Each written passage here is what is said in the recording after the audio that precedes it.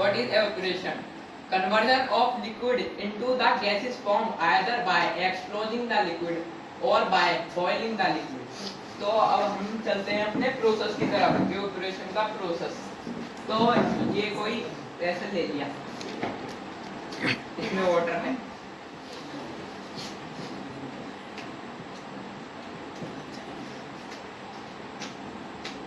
तो जो वाटर के पार्टिकल्स होंगे वो कॉन्कुलाइड करेंगे वाटर के पार्टिकल्स के साथ और एयर के पार्टिकल्स के साथ, और जब ये कॉन्कुलाइड करेंगे तो जो एनर्जी होगी सरफेस पार्टिकल्स की, वाटर के सरफेस पार्टिकल्स की, वो ज़्यादा हो जाएगी, और जब वो उस इंटरमॉलिक्यूलर फोर्स से ज़्यादा हो जाएगी तभी वाटर के जो पार्टिकल्स होंगे वो वेपर की फॉर्म में बाहर निकलेंगे। तो इंटरमॉलिक्यूलर फोर्स होती क्या है, पहले हम ये जान लें। इंटरमॉलिक्यूलर फोर्स होती है जो लिक्विड के पार्टिकल्स को एक जगह बांध के रखती है। अब हमारा आता है फैक्टर्स। तो हमारा पहला फैक्टर है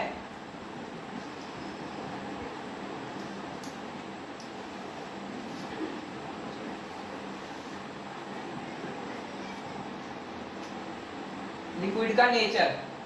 जो लिक्विड का बॉइलिंग पॉइंट होगा अगर वो लो है तो रेट ऑफ इवेपोरेशन हाई होगा। मतलब कि दो एग्जांपल ले लेता हूं मैं, दो वेसल है, इसमें वाटर है, इसमें इथेन है, और जो इसका बॉइलिंग पॉइंट है वो 100 डिग्री है और इसका 40 डिग्री।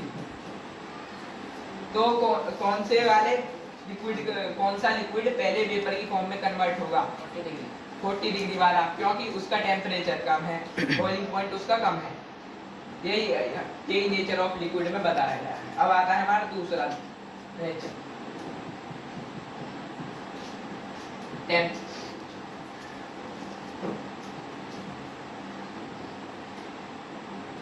Temperature of liquid.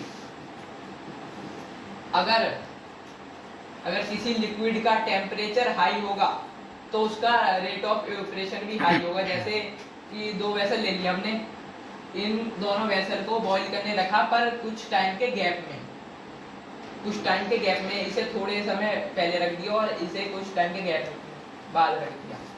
तो जो इसका टेम्परेचर होगा और इसका टेम्परेचर होगा, दोनों में जो सबसे पहले वेपर की फॉर्म में कन्वर्ट होगा वो कौन से वेसल का लिक्विड कन्वर्ट होगा? पहले सिंपल सी बात, जो हमने पहले रखा था, क्योंकि उसका जो टेम्परेचर होगा वो हाई होगा, सबसे पहले हाई हो जाएगा दूसरे वाले लिक्विड के मुकाबले।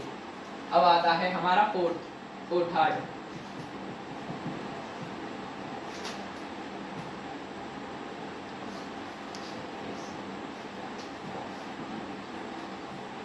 Surface area of liquid.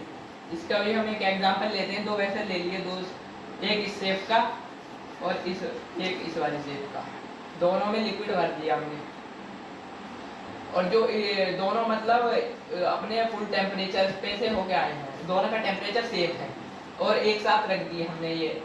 और क्या है कि ये वाला जो होगा, इसके जो पार्टिकल्स होंगे वो बहुत स्लो मोशन करके जाएंगे, और इसके जो होंगे वो थोड़े फास्ट जाएंगे, इसलिए जो रेट ऑफ इवेपोरेशन होगा वो हाई होगा, क्योंकि ये वाला ज़्यादा जल्दी ठंडा हो जाएगा, जो मतलब जिसका सरफेस एरिया ज़्यादा बड़ा होगा। अब आता है विंड वेलोसिटी।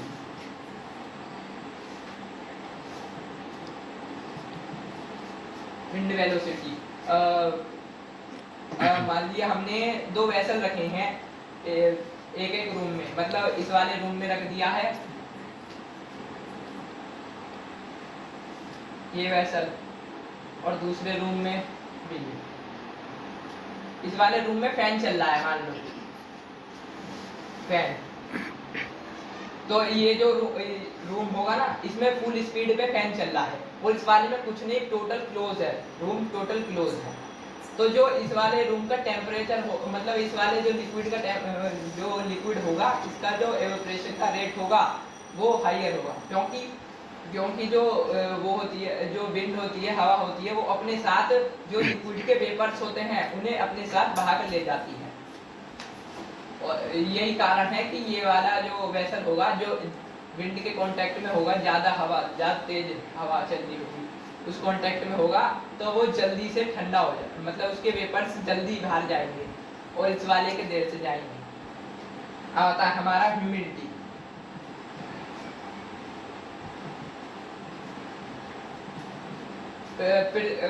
वाटर वेपर्स का प्रेजेंस होना एयर में, यही ह्यूमिडिटी कहलाता है। अब आपने सुना होगा कि मैं एक एग्जांपल ले लेता हूँ। राजस्थान में बहुत गर्मी रहती है, ठीक, लेकिन वहाँ पे ह्यूमिडिटी नहीं होती। क्योंकि वहाँ पे जो वाटर वेपर होते हैं वो एयर में नहीं होते। क्यों? वहाँ पे वाटर ही नहीं होता, इसीलिए। तो वहाँ पे जो अगर टेम्परेचर 50 डिग्री भी पहुँच गया ना तो अभी वहाँ के लोगों को पसीने नहीं आते। और हमारे यहाँ पर देख लिया आपने कि 30 डिग्री भी टेम्परेचर, पसीने रुक ही नहीं रहे। Thank you.